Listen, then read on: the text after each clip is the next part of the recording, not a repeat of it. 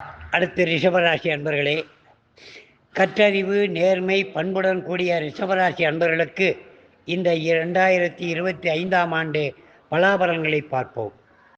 அமைதி, அடக்கம், உறுதி, திட சிந்தனை, எதையும் முன்கூட்டியே யூகித்தல், திட்டமிடல், அதற்கு தகுந்தவாறு செயல்களை சிறக்கச் செய்தல், மனதில் ஏதோ ஒருவித நெருடல் அல்லது சிந்தனை செய்மனமே என்ற போக்குடன் காணப்படுவீர்கள்.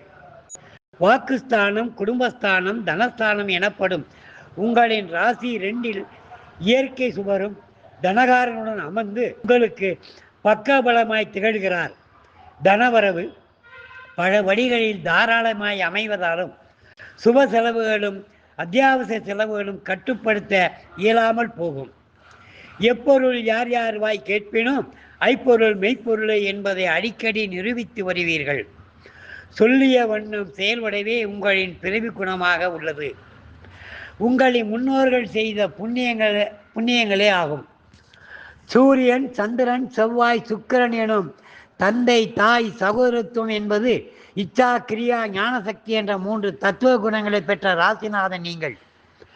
குடும்ப நிர்வாகத்திறனை உங்களிடம் மற்றவர்கள் பாடம் கற்றாலும் குருவை மிஞ்ச இயலாது போல்தான் எல்லாவற்றிலும் தனக்கு முன்னுரிமை கிட்டிட வேண்டும் என மன தெளிவுடன் செயல்களில் புகுத்தி செய்வதை சிறக்க செய்து வெற்றி பெறுவீர்கள்.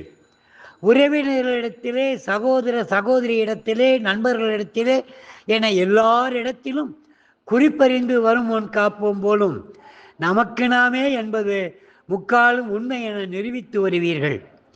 வீடு, மனை, வண்டி, வாகனம் வாங்க, விற்க, புதுப்பிக்க ஏற்ற தருணம் இந்த ஆண்டு. தாயாருடைய உடல்நலத்தில் சற்று கூடுதல் கவனம் செலுத்தி வந்தால் சிறப்பு. பிள்ளைகளின் முன்னேற்றம் கௌரவம் தரும். தேவைகளை உடனே நிறைவேற்றி தருவீர்கள். கணவன் பிளஸ் மனைவி ஒருவரை ஒருவர் புரிந்து கொண்டு குடும்ப கௌரவத்தை பேணி காப்பீர்கள். உடல் அயற்சி, தசைப்பிடிப்பு, நரம்புகளில் சிறு தொந்தரவுகள் உண்டாக்கி மறைதல். கண் பார்வையில் கவனம் தேவை.